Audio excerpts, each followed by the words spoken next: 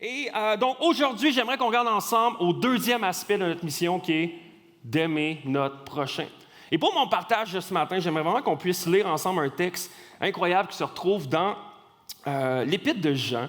C'est une lettre que l'apôtre Jean qui était considéré comme quasi le meilleur ami de Jésus. Et vers la fin de ses jours, il a écrit une lettre. Tu sais, quand quelqu'un écrit une lettre vers la fin de ses jours, tu t'attends que c'est une lettre important.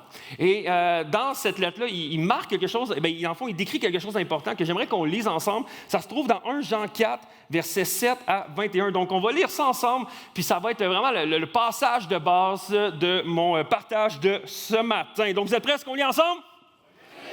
Yes! OK, merci. Très chers amis, aimons-nous les uns les autres, car l'amour vient de Dieu. Toute personne qui aime est enfant de Dieu et connaît Dieu. Celui qui n'aime pas ne connaît pas Dieu, car Dieu est amour. Voici comment Dieu a manifesté son amour pour nous. Il a envoyé son Fils unique dans le monde afin que nous ayons la vie par lui. Et voici en quoi consiste l'amour. Ce n'est pas nous qui avons aimé Dieu, mais c'est lui qui nous a aimés. Il a envoyé son Fils qui s'est offert en sacrifice pour le pardon de nos péchés. Très chers amis, si c'est ainsi que Dieu nous a aimés, nous devons, nous aussi, nous aimer les uns les autres. Personne n'a jamais vu Dieu. Or, si nous nous aimons les uns les autres, Dieu demeure en nous et son amour se manifeste parfaitement en nous. Voici comment nous savons que nous demeurons en Dieu et qu'il demeure en nous. Il nous a donné son esprit. Et nous avons vu et nous témoignons que le Père a envoyé son Fils pour être le sauveur du monde. Si une personne reconnaît que Jésus est le Fils de Dieu, Dieu demeure en elle et elle demeure en Dieu. Et nous savons que nous croyons que Dieu nous aime. Dieu est amour. Celui qui demeure dans l'amour demeure en Dieu et Dieu demeure en lui. Ce qui vise l'amour parfait pour nous, c'est que nous soyons pleins d'assurance au jour du jugement. Nous le serons parce que notre vie dans ce monde est semblable à celle de Jésus-Christ. Il n'y a pas de crainte dans l'amour, mais l'amour parfait exclut la crainte. Or, on craint quand on entend une punition et donc celui qui craint n'aime pas de façon parfaite. Quant à nous, nous aimons parce que Dieu nous a aimés le premier. Si quelqu'un dit « j'aime Dieu » et qu'il a de la haine envers son frère ou sa sœur, c'est un menteur. En effet, s'il n'aime pas son frère ou sa sœur qu'il voit, il ne peut pas aimer Dieu qu'il ne voit pas. Voici donc le commandement qu'il nous a donné. Celui qui aime Dieu doit aussi aimer son frère et sa sœur. Wouh!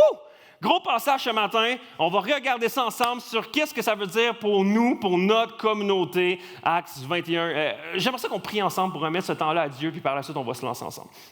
Père éternel, merci de cette belle Église. Je suis très honoré de faire partie de cette famille-là, de Dieu, que tu nous mets ensemble les uns avec les autres. Et Dieu, je te prie qu'aujourd'hui, mon partage soit clair, soit précis, puis que ça puisse nous amener à comprendre davantage ton cœur pour nous, pour chacun des êtres humains, mais également pour ton Église. Donc Dieu, qu'on puisse être centré sur ton amour, que ton amour puisse être palpable aujourd'hui. Et merci de faire ce temps-là un bon temps où est-ce qu'on ne va pas sortir seulement avec l'information, mais on va ressortir d'ici avec une transformation. Et c'est dans le nom de Jésus que j'ai prié. Tout le monde dit avec moi? Amen! Yes! Le titre de mon message ce matin, une communauté aimante. Si tu prends les notes, je t'encourage à prendre des notes à l'église. C'est toujours bon, c'est toujours bon, c'est toujours bon. Cette semaine, je lisais une étude par l'entreprise Barna, qui est une entreprise américaine, puis qui a mené une étude intéressante qui a révélé que 95% des Américains affirment être des penseurs indépendants. Donc, pour beaucoup de gens, l'indépendance, c'est la cible de réussite. Par exemple, quand tu es un parent, tu as ton enfant, plus ton enfant vieillit, plus tu veux qu'il devienne indépendant. Tu veux qu'il commence à manger seul, par la suite, tu veux qu'il commence à marcher tout seul, tu veux qu'il commence à aller à la toilette tout seul, puis qu'il s'essuie tout seul. Tu sais, ce moment-là que tu n'entends plus, c'est fini! C'est quand même un gage de succès, là. OK, ça va bien. À un moment donné, tu veux qu'il habite tout seul. Pas qu'il habite tout seul, qu'il s'habille tout seul. Qu'il fasse ses devoirs tout seul, qu'il se fasse à manger, qu'il commence à faire son propre lavage, qu'il commence vraiment à faire la vaisselle pour de vrai. Les parents disent amen là-dessus, come on. Yes. Qui commence à travailler, qui commence à gérer son argent, puis qu'après ça, le moment ultime, qu'il s'en aille de la maison, puis qu'il soit complètement indépendant ou indépendante. Même principe, quand tu es un enfant, tu veux développer de plus en plus ton indépendance. Tu sais, ce moment-là où est-ce que tu es capable de dire le mot « capable » toute seule. Capable toute seule. Là, tu sais, quand tu es un enfant, tu veux vivre ton indépendance jusqu'au jour que tu deviens ado. Puis là, tu veux vraiment ton indépendance de tes parents. Tu es là, sac-moi patience. Tu as 15 ans, mais tu te penses un adulte. Être un adulte, prends 2 minutes, mon ami. Mais, puis là, il pogne 16 ans. Puis là, il pense que l'indépendance, c'est vraiment le moment quand tu as ton char. Puis là, tu réalises que tu as le gaz à payer. Oh, ça, c'est moins drôle non plus. Mais après ça, il pense que l'apogée, là, quand tu es un ado, tout ça, jeune adulte, l'apogée, l'indépendance, c'est quand je vais quitter mon père et ma mère, je vais m'en aller en appart. Ça va être malade. Puis il s'en va en appart, puis il se rend compte, hey, des billes d'électricité là-dessus. Il faut que je paye des assurances. Il faut que je paye l'Internet. Puis là, tu sais, tout le temps qu'il était à la maison, il chialait sur « il n'y a rien à manger ». Là, en appart, réalise c'est quoi avoir rien à manger. Pour vrai, là, tu vois, tu fais comme « OK, non, ça, c'est rien ». Tu ouvres le frigidaire, tu fixes la bouteille de ketchup, puis c'est la seule affaire que tu as. Tu réalises à quel point tu étais bien chez ma pipa. Yes. C'est qui va leur retourner. Même moi, là, j'ai 32 ans, je fais comme, il me semble que je retournerai. Il me semble qu'on était bien. Mais bref, tout le monde veut son indépendance. Que ce soit une indépendance financière, c'est super connu présentement que plein de gens veulent une indépendance financière pour dire, je ne veux plus dépendre de quelqu'un ou d'un emploi pour avoir de l'argent. Il y en a qui veulent être indépendants sur le plan professionnel. Je veux être mon propre patron. Je ne veux pas dépendre d'un patron. Il y en a qui veulent être indépendants en amour. Dû à certaines blessures ou dû à certaines mauvaises expériences, il dit, je ne veux plus m'attacher avec quelqu'un, je ne veux plus vivre avec quelqu'un, je ne veux plus être vraiment comme développer une couple, une exclusivité. Maintenant, je veux juste prendre l'amour avec les bénéfices que ça apporte, mais sans l'engagement, parce que c'est trop blessant. Il y en a, par exemple, des athlètes qui focusent beaucoup plus sur leur performance personnelle que ceux de l'équipe. Ils veulent être indépendants là-dedans. Il y en a qui veulent être indépendants même sur le plan de relationnel. Ce qui veut dire que ils veulent arriver à un point où ils disent, moi, là, pour vrai, je n'ai pas besoin de personne dans ma vie. Je n'ai pas besoin de personne à qui je ne veux pas rendre des comptes à personne. Puis la réalité, c'est que je pense que beaucoup plus de gens qu'on pense sont dans cette situation-là. Ils veulent rendre des comptes à personne, puis qui arrivent à cette conclusion-là que je veux être indépendant au niveau relationnel. Puis peut-être que c'est dû à un jour, tu t'es ouvert à quelqu'un, de partager des souffrances, de partager vraiment une blessure, puis la personne l'a juste minimisé. Fait que finalement, ça t'a juste blessé. Ou tu as fait confiance à quelqu'un, tu lui as révélé quelque chose de ton cœur, puis cette personne-là, finalement, t'a trahi. Donc, qu'est-ce que ça fait? C'est que tu as perdu confiance. Peut-être que de façon inconsciente ou inconsciemment, tu veux vivre une indépendance. Mais pour être honnête, on va se le dire, puis je pense que chacun d'entre nous, dans le cœur, on le sait, on n'a pas été créé pour vivre d'une façon indépendante. On n'a pas été créé pour être seul. Puis, même si tôt ou tard, on peut arriver à un moment où est-ce qu'on cherche ou qu'on vit une indépendance relationnelle, tôt ou tard, on réalise qu'il nous manque quelque chose. Tôt ou tard, on est comme, j'ai cette quête-là d'être avec des gens, j'ai cette quête-là d'aimer et d'être aimé. Puis même Dieu, c'était dans son plan qu'on ne soit pas seul. Dieu, quand il a créé l'être humain, il a dit à Adam, il n'est pas bon que l'homme soit seul. Puis c'était pas juste genre en fonction de comme, trouve-toi une femme, mon homme. Non. C'était pas ça, c'était juste, c'est pas bon que l'homme soit seul. Il a besoin d'une personne semblable à ses côtés pour être en relation. Le roi Salomon, celui qui a écrit la majorité des proverbes, le livre des proverbes qu'on retrouve après les psaumes, le roi Salomon, il dit, vaut mieux être deux qu'un, parce que c'est plus solide, on est plus solide ensemble. À travers toute la Bible, Dieu considère les croyants comme faisant partie d'une famille. On est une famille ensemble. Mais pour ça, on ne peut pas choisir la voie de l'indépendance. On ne peut pas choisir d'être indépendant dans la famille de Dieu. Ça ne fonctionne pas. Puis, la réalité, c'est que j'en ai parlé la semaine dernière, mais dans l'Église, on va souvent parler d'une relation personnelle avec Jésus. Mais quand on lit la Bible, on s'aperçoit que Dieu nous appelle beaucoup plus à une relation partagée avec Jésus.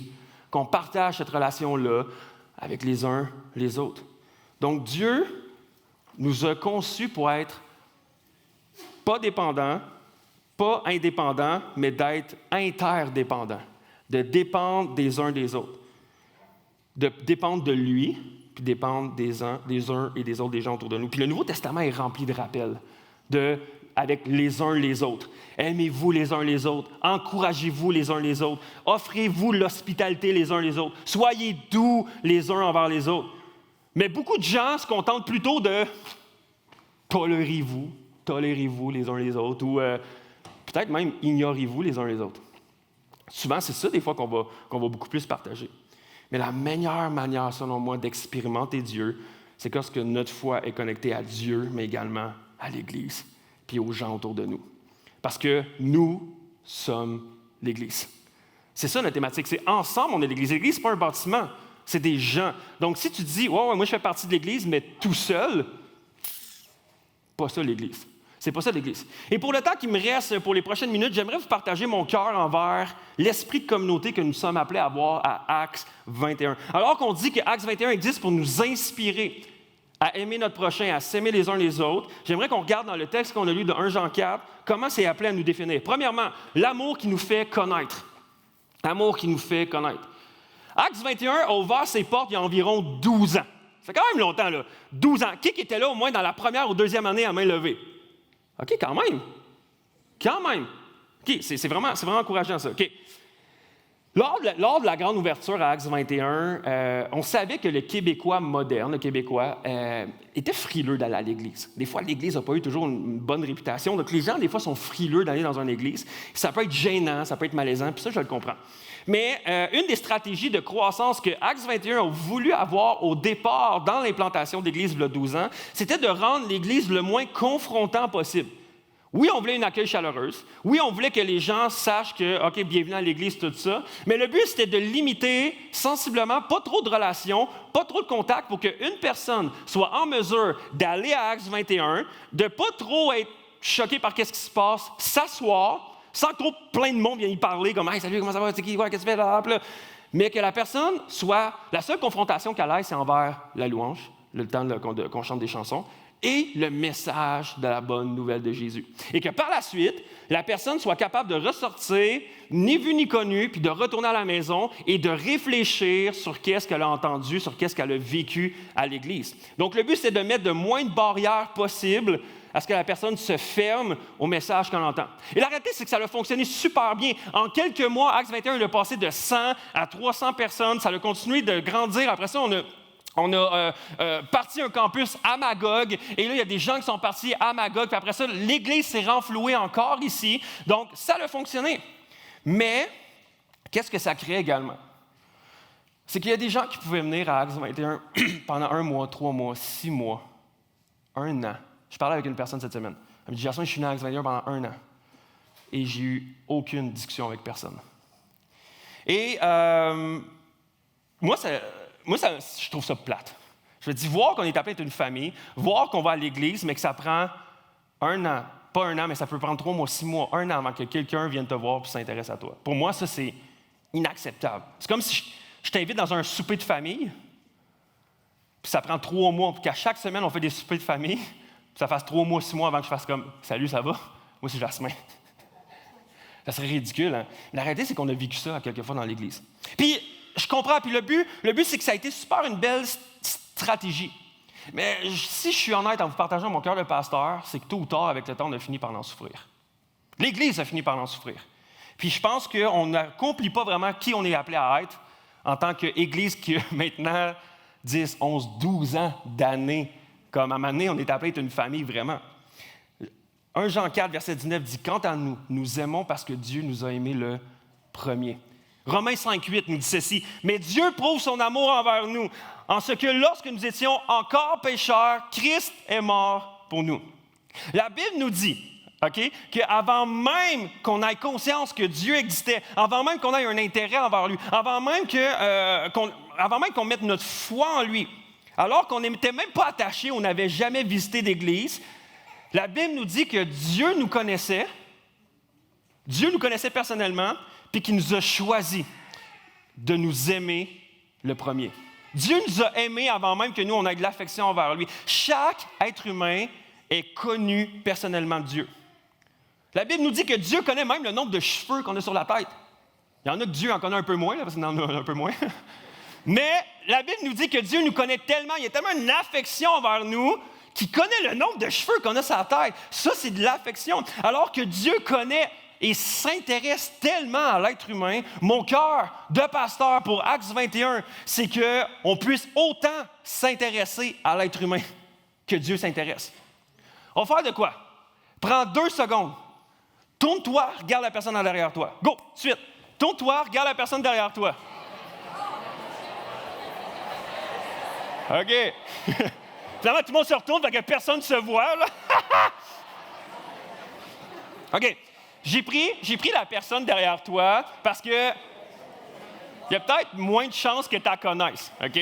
La personne à côté de toi, tu la connais sûrement, tu sais, si tu es assis à côté ou peut-être, mais j'aimerais juste te dire, même si tu as juste vu son derrière de tête, Dieu aime cette personne-là. La personne que tu as regardée sur la rangée derrière toi, Dieu s'est sacrifié pour cette personne-là. Dieu l'aime d'un amour incroyable. Puis, j'aimerais nous dire que cette personne-là est connue de Dieu. Dieu l'aime, Dieu la connaît. Et mon cœur, c'est qu'on choisisse ensemble. Peut-être qu'on s'en fasse un devoir personnel.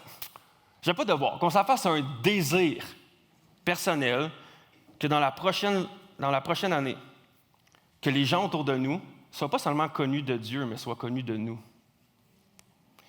Qu'on désire ensemble de dire, OK, oui, elle est connue et aimée de Dieu, mais j'aimerais ça qu'elle soit aimée et connue de moi. J'aimerais ça que la personne derrière toi soit aimée et connue de toi. Et que tu t'intéresses à cette personne-là. Puis qu'ensemble, on fasse ce désir-là personnel de dire, hey, je veux qu'on brise le pattern d'isolement. Une des choses que la pandémie a créé, c'est un confort d'être isolé. C'est nice d'être en jogging puis d'écouter l'Église. C'est nice d'être en jogging ou peut-être en bobette, en pyjama, je ne sais pas ce que tu fais, là, mais d'écouter Netflix, puis d'être là, puis de juste tout seul. Tu arrives chez vous, tu dépends de personne. Mais là, il faut sortir de ça. Mais la réalité, c'est que ça a tellement créé de mots, quand je dis mots, c'est M-A-U-X, là, de problématiques, je pense, dans l'être humain, d'anxiété, d'angoisse, d'isolement, de pensée suicidaire, peu importe. Mais on pense que c'est ça qu'on a besoin, mais c'est faux. On a besoin d'être connu puis d'être aimé. C'est ça qu'on a besoin en tant qu'être humain. Nous sommes appelés à aimer Dieu, mais également à aimer notre prochain. Et j'aimerais vous donner un défi, rapidement. Sûr que Acts 21, c'est votre église. Si tu es une nouvelle personne, tu nous visites, tu veux savoir si tu veux venir à Acts 21 ou pas, je ne parle pas à toi. Je parle à ceux qui considèrent Acts comme leur église. Je veux vous donner un défi, ensemble. Que de dire, hey, lorsque la réunion termine, que là, tu sais, il y a le Ben, wouh, puis là, il y a Philippe qui revient faire les annonces. OK, merci tout le monde, c'est vraiment cool. Puis là, tu fais comme, hey, je vais tout de suite sacrer mon camp. Attends. Puis avant même de dire, ouais, mais c'est parce que vous allez chercher mes enfants. Hey, ils ont du plaisir. OK. Embarque sur ton relax, là, ça va bien aller. Que avant de quitter, tu te dis, puis là, tu as le goût d'aller voir tes amis, tu as le goût d'aller voir ceux que tu connais, tu as le goût de faire comme, ah, comment ça va, ta semaine, l'école, ton examen, ta job, peu importe, OK? Avant même que tu quittes, que tu fasses, je vais me faire un désir personnel. Pendant les 5 premières minutes, je vais au moins cibler une personne que je ne connais pas. Moi, juste aller faire, hey, salut, moi, c'est Jasmin, c'est quoi ton nom? Pierre, super Pierre, ça fait combien de temps que tu viens à Acts 21? Ah, ça fait 3 semaines, 1 mois, 6 ans, je ne sais pas. Hey, salut, comment? OK, cool, puis tu travailles dans le coin. Hey, parfait, content de t'avoir rencontré, j'espère qu'on va se retrouver, Pierre. Puis après ça, ben, tu vas voir ce que tu veux voir. Mais imaginez à quel point, si on prenait chacun d'entre nous ce désir-là, de s'intéresser à la personne en avant de toi, derrière toi, à côté de toi, comme dans un party de famille. Si Acts 21, c'est ton église, Acts 21, c'est ta famille. Tu ne voudrais pas laisser quelqu'un dans le coin tout seul en train de manger sa lasagne, personne n'y parle. Même principe. À Acts 21, on ne laisse personne manger sa lasagne tout seul.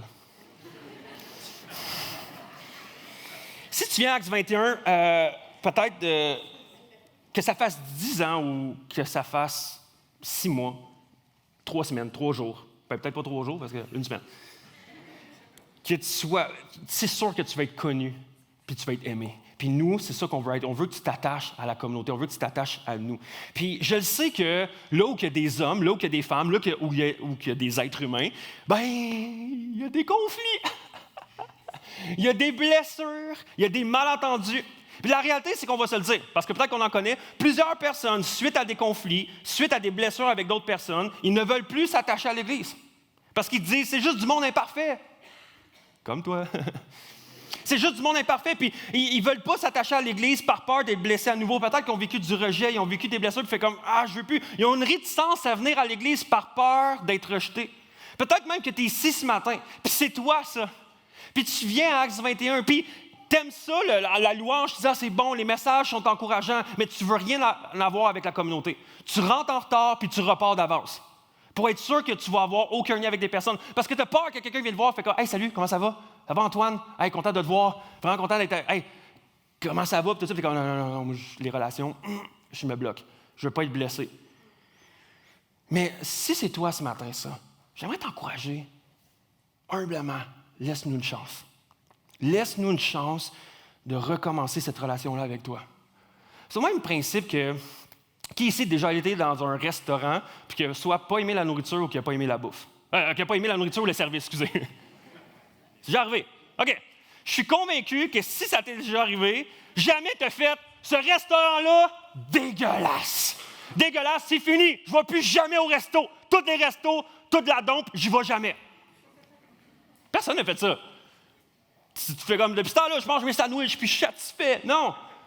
Tu fais comme, OK, bien, j'ai pas aimé mon expérience. Je n'irai plus à ce restaurant-là, mais je vais continuer à aller au restaurant.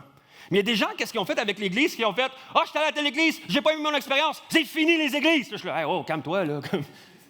Laisse-nous une chance, puis peut-être que tu es prêt à découvrir ici une communauté, quelque chose, une nouvelle expérience. Mais j'aimerais te dire, si tu essaies de vivre seul ta foi, c'est pas le christianisme. C'est pas le christianisme, ça. On a besoin des uns des autres. Laisse-nous une chance. Reviens. Essaie de te réintégrer dans une communauté. Essaie de te réintégrer dans un groupe connexion. Tu ne peux pas vivre pleinement une relation avec Dieu sans la communauté. Puis je le sais que c'est dur, dans une église comme ça, de 300 personnes peut-être, de se sentir 100% connu puis 100% aimé. C'est rough. Mais à Acts 21, c'est pour ça qu'on a mis en place un système de groupe connexion.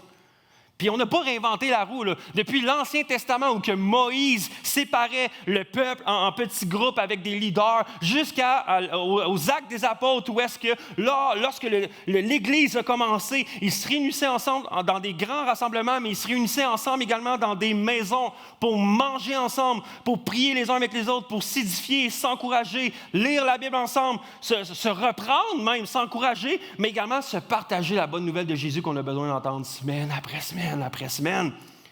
Puis c'est pour ça qu'on est appelé à vivre ça. C'est le plan de Dieu.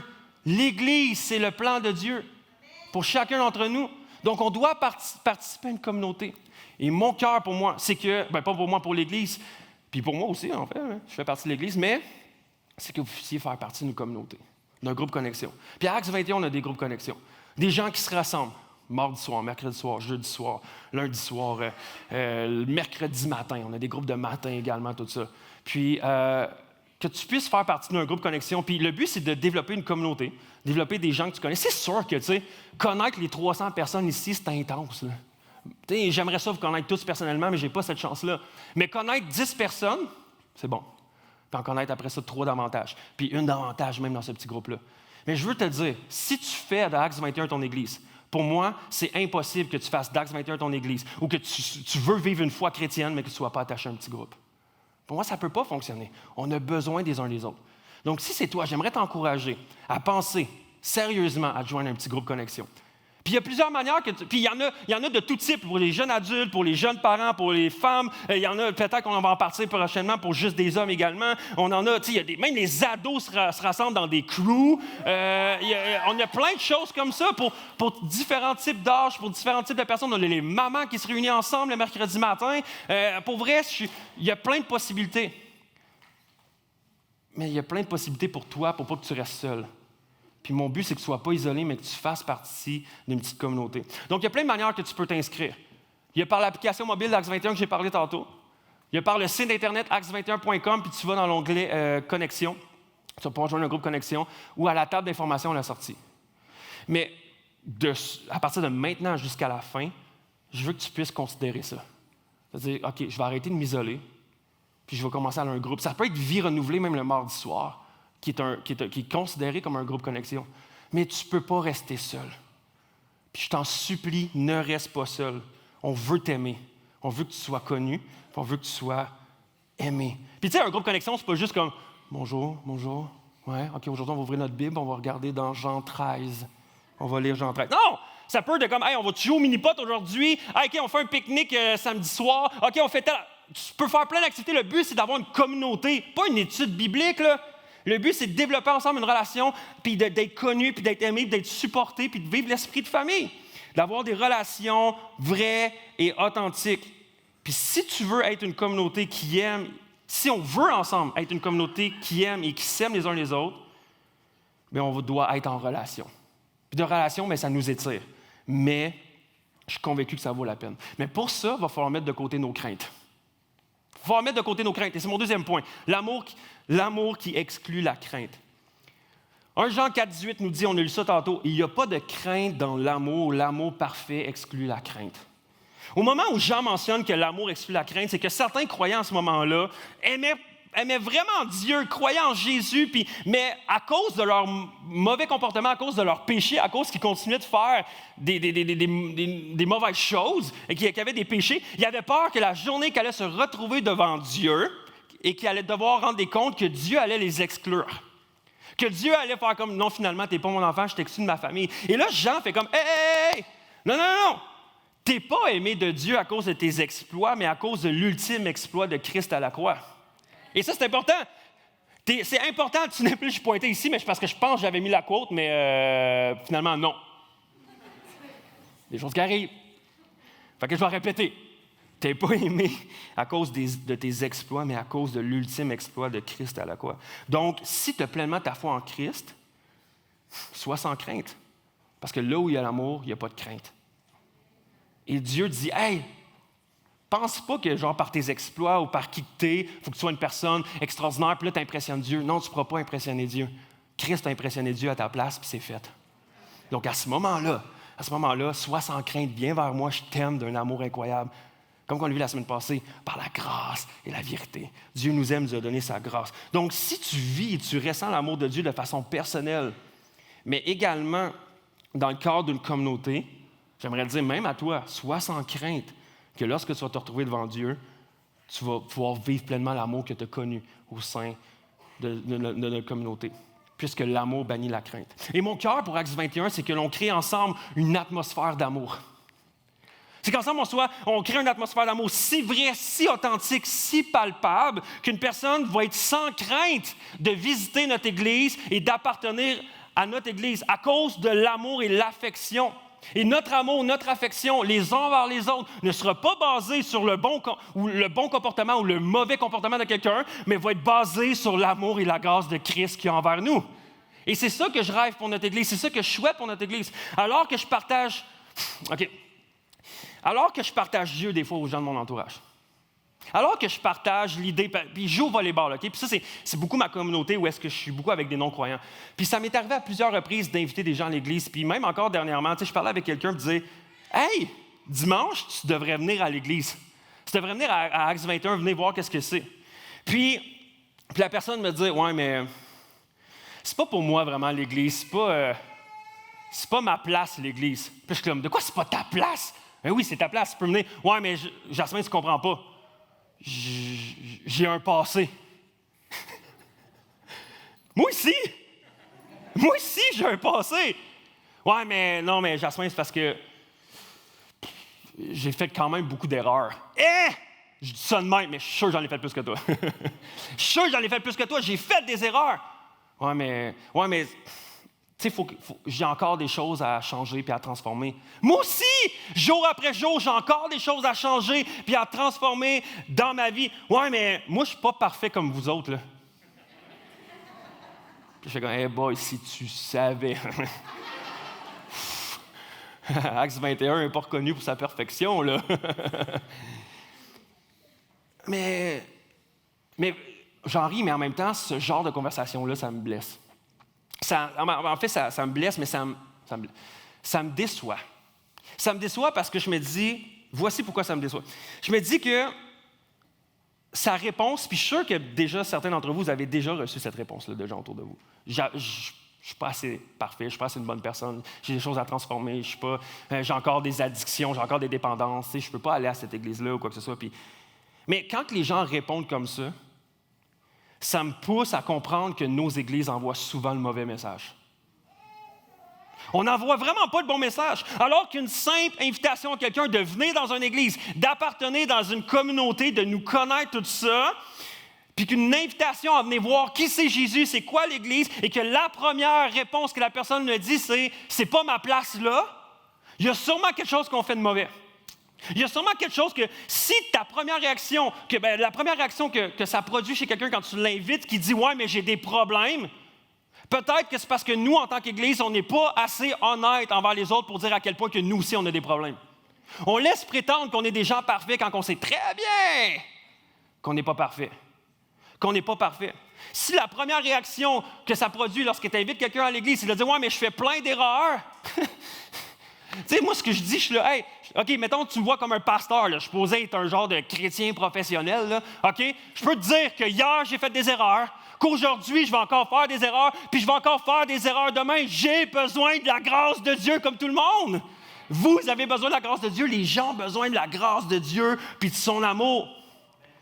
J'aimerais vous dire, faisons la promotion de la grâce et de l'amour de Dieu pour que l'amour puisse bannir la crainte des gens envers l'Église. Qu'on ne soit pas reconnu, puis il y a tellement... Je pense que l'Église est souvent beaucoup trop reconnue pour qu'est-ce qui est contre, plutôt pour qu'est-ce qui est pour. Je ne sais pas si vous me suivez. « Ah, l'Église est contre ça, les chrétiens sont contre ça, les gens sont contre ça, puis la famille chrétienne de mon quartier est contre ça. » C'est rare que j'entends les gens parler « L'Église est pour ça. » L'Église est pour un message, l'Église est pour l'amour, l'Église est pour l'entraide, l'Église est pour s'aimer les uns les autres. Mais souvent, c'est des messages destructeurs qu'on entend plutôt que des messages qui est beau, qui construit. Car les gens ont vu plus souvent, je pense, de la haine, du jugement, de la condescendance envers les chrétiens, plutôt que de l'amour, de la grâce et de l'acceptation.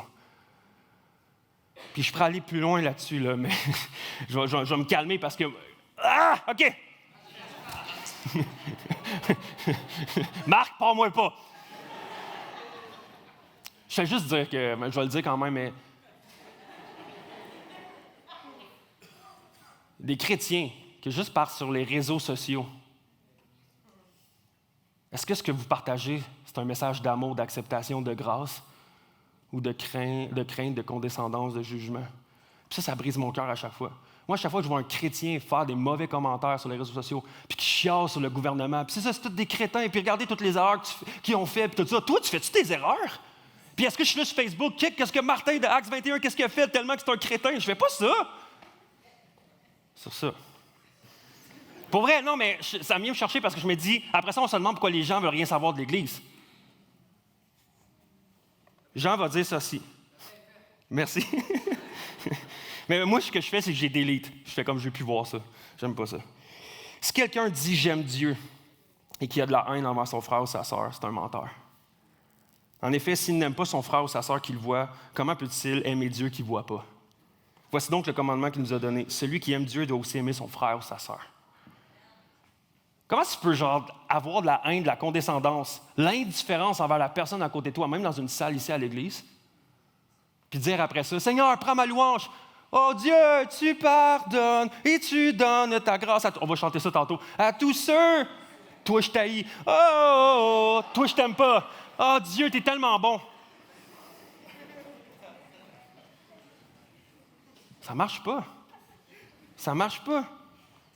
Personne n'a jamais vu Dieu, verset 12. Personne n'a jamais vu Dieu. Ah, si nous nous aimons les uns les autres, car Dieu demeure en nous et son amour se manifeste parfaitement en nous. Axe. Puis là, le mot. Peux-tu juste leur mettre le passage verset 20 et 21 juste avant, s'il te plaît, Jason? Si quelqu'un dit j'aime Dieu puis qu'il y a de la haine, je sais que de la haine, c'est un peu intense, là. T'es pas là en train de dire, ben là, j'ai pas de la haine envers la personne à côté de moi. Mais mettons qu'on met juste le mot indifférence à la place. Je suis juste indifférent envers la personne derrière moi. Y a-t-il quelque chose qui fait plus mal que de la haine, selon moi, que de l'indifférence? Tu sais, quelqu'un qui m'haït, au moins, il a le regard sur moi. Toi, je te déteste. OK. Mais au moins, tu penses à moi. L'indifférence, c'est douloureux. C'est comme tu passes, puis tu es transparent à mes yeux. Ça fait mal. Mon cœur, pour Acts 21, c'est qu'il n'y ait personne qui vive l'indifférence. Qu'on s'aime, puis si tu dis que tu aimes Dieu, mais que tu es indifférent envers la personne derrière toi que tu as regardé tantôt, Jean ferait comme, c'est peut-être un menteur. Moi, ça me fait mal. Je ne sais pas pour vous, là, je suis là, ah! T'sais, après ça, tantôt, tu vas sortir, salut, salut, salut, salut, salut, salut, salut. T'es comme, oh! Mais au moins, il n'y a personne qui va sortir d'ici de manière comme, je suis connu. 6 personnes sont venues me voir. Ça n'a jamais été autant que ça. Mais c'est peut-être ça tantôt, mais la semaine prochaine, puis dans 2 semaines, dans 1 mois, dans 1 an, notre Église soit reconnue par l'amour qu'on a les uns pour les autres. J'inviterai les musiciens à venir me rejoindre. Je termine par ça. L'amour qu'on est appelé à avoir également, c'est un amour sacrificiel. Acte 21 existe pour nous inspirer à aimer notre prochain. La réalité, c'est que je peux nous inspirer à s'aimer les uns les autres. Je peux nous inspirer, mais je ne peux pas créer l'amour en vous. Je ne peux pas créer ça comme aimer. Je ne suis pas Mesmer, là. Je ne peux pas faire ça. Parce que je ne suis pas l'amour. L'Église n'est pas l'amour. Dieu est amour. La source véritable d'amour, c'est Dieu. Et comment que Dieu a prouvé son amour envers nous? C'est dans un sacrifice. Et voici en quoi consiste l'amour. Verset 10. Voici en quoi consiste l'amour. Ce n'est pas nous qui avons aimé Dieu, mais c'est lui qui nous a aimés. Il a envoyé son Fils qui s'est offert en sacrifice pour le pardon de nos péchés. Dieu désirait tellement une relation avec nous. Il voulait tellement qu'on goûte puis qu'on expérimente son amour. Mais nos péchés, nos manquements, notre nature humaine qui est mauvaise, qui est égocentrique, qui est égoïste, qui est orgueilleuse, qui faisait ses propres affaires, empêchait cette relation-là avec Dieu. C'est ça le christianisme. C'est que la race humaine a décidé de se retirer de Dieu, de dire Dieu, on ne veut rien savoir de toi, nous autres on mène notre vie. Puis Dieu fait comme je veux une relation avec toi. Non. Puis quand même que tu viens, Dieu ne tolère aucun péché dans sa présence parce que Dieu est 100% saint. Mais Dieu, par amour, il voulait tellement une relation avec nous, il était tellement comme je veux connecter avec toi, je veux que tu vois que j'existe puis que je suis un bon Dieu, je ne suis pas un mauvais Dieu. Dieu s'est dit, je dois régler ça. Il faut que je règle ça. Fait que Dieu a dit, OK, je vais envoyer mon Fils. Je vais envoyer mon Fils venir sur terre. Puis là, Dieu a envoyé son Fils en chair et en os, vivre une vie parfaite sur terre, comme que personne n'aurait pu jamais vivre. Pendant 33 ans, Jésus a vécu une vie parfaite. Jusqu'à temps que des gens font comme, hey, on l'aime pas lui. On l'aime pas lui, il pense parfait, il pense que c'est le meilleur, tout ça. Fait que qu'est-ce qu'ils font? Qu'est-ce qu'ils ont fait? C'est qu'ils ont pris Jésus, ils l'ont capturé, ils ont commencé à le battre, ils ont commencé à le torturer, ils ont commencé à le violenter jusqu'à le crucifier sur une croix et à le regarder comme le pire des malfaiteurs. Puis à dire, tiens Jésus, tu dis que tu es Dieu, maintenant, qu'est-ce que tu vas faire là? Puis Dieu a vu son Fils parfait, qui était sans péché, qui méritait 100% l'affection de qui il était. Puis Jésus était sur la croix. Puis il était là dans l'agonie. Père, qu'est-ce que tu fais? T'sais? Et Dieu a fait, voici ce que je vais faire. Je vais faire le plus grand transfert du monde entier. Dieu a regardé son Fils, puis il a fait, je vais mettre tout le péché de l'humanité sur toi, puis tu vas payer le prix pour tout le péché de tout le monde. Et à ce moment-là, Dieu a détourné son regard de son Fils. Alors que Jésus était connu et aimé de son Père, à ce moment-là, Jésus vivait comme étant un inconnu puis détesté de son Père à cause du péché. Puis Jésus était là, puis on le voit dans la Bible, Jésus était là. Pourquoi tu m'as abandonné, Père? Pourquoi? Qu'est-ce qui arrive?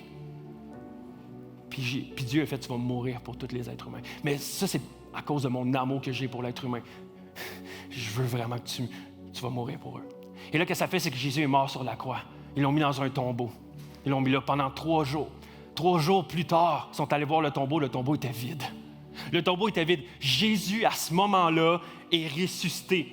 Jésus a vaincu la mort. Jésus a vaincu le péché. Jésus est maintenant vivant, ressuscité. Donc, qu'est-ce qu'on parle à Acte 21? C'est pas quelqu'un qui est mort, c'est quelqu'un qui est vivant, qui est Jésus. Et Jésus a pris la haine qu'on méritait, puis il a pris la haine qu'on méritait pour que nous, on puisse prendre l'amour que Jésus méritait. Et alors qu'on place notre foi dans le sacrifice de Jésus, on peut avoir un accès direct au Père, à son pardon, à son amour, puis à sa grâce. Alors qu'on a une connexion personnelle avec Dieu, ça nous dit qu'à ce moment-là, Dieu nous donne la capacité d'aimer en retour. Puis pas d'un amour humain, mais d'un amour divin. Au verset 12, ça nous dit ceci, 1 Jean 4, 12. Personne n'a jamais vu Dieu. Or, si nous nous aimons les uns les autres, Dieu demeure en nous et son amour se manifeste parfaitement en nous. Alors qu'on met notre foi en Dieu, c'est quand même quelque chose de weird, là, puis je comprends, mais ça nous dit qu'alors qu'on place notre foi à dire oui, je crois que Jésus est mort pour mes péchés, que grâce à lui, j'ai accès à la vie éternelle et à l'amour du Père. Ça nous dit que Dieu vient faire sa demeure en nous et que puisque Dieu est amour, l'amour demeure en nous. Puis ça nous dit que personne n'a jamais vu Dieu. Moi, j'ai jamais vu Dieu non plus. En chair, en os devant moi, j'ai jamais vu Dieu. personne non plus ici. Mais ça nous dit qu'alors qu'on décide, qu'on choisit de s'aimer les autres, ça nous dit qu'à ce moment-là, les gens se mettent à connaître Dieu par l'amour qu'on a les uns envers les autres. Verset 10, voici ce que ça dit. « Et voici en quoi consiste l'amour. Ce n'est pas nous qui avons aimé Dieu, mais c'est lui qui nous a aimés le premier. Il a envoyé son Fils qui s'est offert en sacrifice pour le pardon de nos péchés. Dieu a démontré envers nous un amour. Puis cet amour-là, c'était par un sacrifice. Son amour lui a coûté ce qu'il y avait de plus précieux dans sa vie, qui était son enfant, son Fils. Et Jean ajoute au verset 11, « Très cher ami, c'est ainsi que Dieu nous a aimés, par un sacrifice. Nous devons, nous aussi, nous aimer les uns les autres. » C'est ainsi que Dieu nous a aimés, donc c'est ainsi que nous devons nous aimer les uns les autres. Si c'est par un sacrifice que Dieu nous a aimés, la manière qu'on doit aimer nous autres aussi en retour, ça va être un sacrifice. L'amour demande un sacrifice.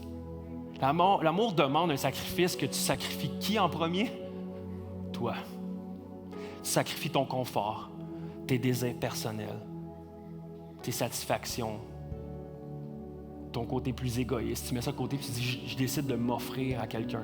Je fais ce sacrifice-là, de prendre de mon temps, de prendre de mon argent, de prendre du temps que j'ai sur terre pour l'investir par amour envers cette personne-là. Ça, c'est l'amour. Mais la réalité, c'est que si tu mets ta foi en Dieu, puis que Dieu réside en toi, il y a quelque chose qui est supposé se passer, que ça va venir plus fort que toi. Parce que si on essaie d'aimer juste avec notre propre capacité humaine, on va être limité, là. Mais il y a quelque chose que quand on est en relation avec Dieu, puis qu'on a vraiment ce désir-là, ça vient plus fort, tu as le goût de te sacrifier, tu as le goût d'en faire plus, tu as le goût d'aimer plus, tu as le goût de faire des câlins. Moi, je n'étais pas quelqu'un de touchy dans la vie. Depuis que j'aime Jésus, j'aime tout le monde, je suis comme, t'es collé, là, tu sais. Mais pour moi, c'est pas naturel. Mais j'ai une affection, j'ai le goût de jaser, je m'intéresse à des gens qui sont complètement différents que moi. Mais ça vient pas de moi, ça vient de Dieu, parce que ces personnes-là, je les considère dans ma famille. Et pour moi, c'est important. Mais ça demande des sacrifices. Oui, je pourrais m'en aller plus tôt chez nous pour faire la sieste du chrétien de l'après-midi, très agréable. Mais le 5 minutes que je prends, le 10 minutes, le 15 minutes, le 20 minutes que je peux prendre avec quelqu'un puis même prier avec elle, ça fait beaucoup plus de bien qu'une sieste. Puis ça vaut la peine. Je veux vous laisser avec quelques questions avant qu'on se laisse. Quel sacrifice es-tu appelé à faire aujourd'hui?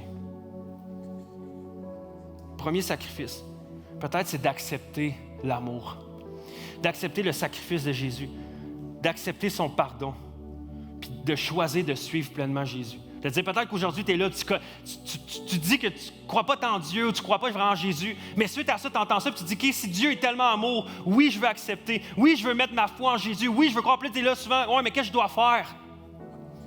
Je dis, hey Dieu, je reconnais que par mes propres fautes, je ne suis pas digne d'être appelé ton enfant, mais qu'à cause de ton Fils, à cause de qui tu es, puis tu es sacrifié pour moi, bien, je veux répondre en retour et dire, oui, je crois en toi. Oui, je veux baser ma vie sur qu'est-ce qui est le mieux pour moi. Tu as des plans, tu as des projets, tu m'aimes, tu me crées, tu connais les cheveux que tu as sur ma tête, tu sais qu'est-ce qui est meilleur pour moi, puis je veux te suivre. Puis tu n'as pas 36 choses à faire, seulement de l'accepter puis de croire. C'est ça la foi. Peut-être que c'est toi ce matin, tu dois juste dire à Dieu, Dieu, je veux te suivre, oui, je veux croire en toi. Merci pour ce sacrifice-là. Peut-être le deuxième sacrifice que tu as à faire, c'est que tu aimes Dieu, tu es convaincu que Dieu existe, tu es convaincu que son amour pour toi. Mais c'est d'oser faire confiance à nouveau à l'Église. D'oser faire confiance à nouveau à des êtres humains. D'oser faire confiance à des gens autour de toi qui pourraient te blesser, qui pourraient te faire du mal. Mais qu'aujourd'hui, tu décides de regarder, tu dis, garde, je vais baisser ma garde, puis je vais aller marcher dans l'amour parce que l'amour bannit la crainte. Puis je vais marcher dans l'amour, puis je vais vouloir me réintégrer à la communauté. Je vais vouloir me réintégrer dans un groupe connexion. Peut-être le troisième sacrifice que tu es appelé à faire aujourd'hui, c'est de choisir de vivre la communauté que Dieu t'appelle à être. Puis de ne pas être seul, mais de vivre pleinement la famille de Dieu comme on est chacun d'entre nous appelé à le faire. Puis c'est en joignant un groupe connexion. De dire, je vais arrêter, c'est peut-être ça fait 3, 4, 5 ans que tu viens à Acts 21. Puis jamais tu t'inscris dans un groupe connexion. Puis peut-être que tu t'es déjà inscrit, puis on a oublié ton inscription, puis là, finalement, tu as entendu tellement longtemps que tu as fait de la crotte. J'en fais plus. refais-le. Laisse-nous une chance. On va trouver une place pour te réintégrer. Mais peut-être que tu es appelé à faire ce sacrifice-là pour vrai. De dire, OK, c'est beau, je vais m'attacher à un groupe. Je vais m'attacher à une famille, je ne vais pas vivre seul. Et là, dernièrement, le dernier sacrifice. Et ça, c'est peut-être un sacrifice plus grand, mais un grand besoin envers votre Église, envers Acts 21. C'est quoi notre besoin présentement? Et là, je partage mon cœur. Présentement, on a à peu près 17 groupes connexion. Puis si tu calcules une moyenne de 10 personnes dans 17 groupes, ça fait à peu près 170 personnes qu'on est capable de desservir au travers des groupes connexion. Le dimanche passé, puis aujourd'hui, je ne sais pas comment on est, là, mais on a une moyenne d'à peu près 300 à 400 personnes qui gravitent autour d'Acts 21. Mais présentement, on peut juste desservir 170 personnes. On a besoin de nouvelles maisons. On a besoin de nouvelles personnes qui se lèvent et qui disent, mais moi, je suis prêt à accueillir chez moi. Je suis prêt à accueillir puis de faire, ouais, mais je ne suis pas formé, je ne suis pas leader, je ne sais pas comment faire, c'est stressant, je ne sais pas. C'est correct, on va t'accompagner là-dedans. Mais présentement, si peut-être 10 personnes ce matin décident de dire, moi, je vais faire ce sacrifice-là. Je vais aller à la sortie, je vais donner mon nom, puis je vais faire, je saute. Genre, je ne sais pas qu'est-ce qui arrive, mais je sors de la barque, je saute dans l'eau, puis je me lance.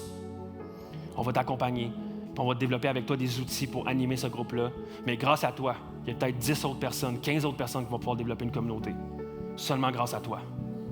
Mais imaginez si 10 personnes ici, 15 personnes, 20 personnes choisissent de dire, je vais me sacrifier.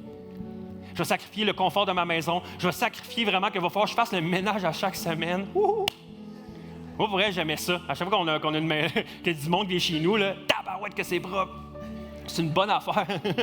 Sinon, on se laisse aller des fois. Elle disait, je vais accueillir. Ouais, mais ça m'enlève du temps de qualité avec mes enfants, ça m'enlève du temps de qualité avec mon couple, ça m'enlève... C'est vrai. C'est un sacrifice. Mais l'amour de Dieu, ça lui a coûté son Fils. Moi, puis Dieu nous appelle à porter notre croix, à donner notre vie également pour les gens autour de nous. Alors peut-être que c'est toi. Puis j'aimerais t'encourager. Prends le temps de prier. Tantôt, on va avoir temps de louange. Là. Prends le temps de prier vraiment, de dire, est-ce que Dieu, je me lance? Parle-en avec ta femme, ton mari, ton coloc, ta coloc, je sais pas, tu sais. Dis, hey, on passe un groupe. Ouais, mais comment on va faire ça? Je suis tellement gêné dans la vie. On va être deux gênés. On va le partir. Est-ce qu'on peut se lever ensemble?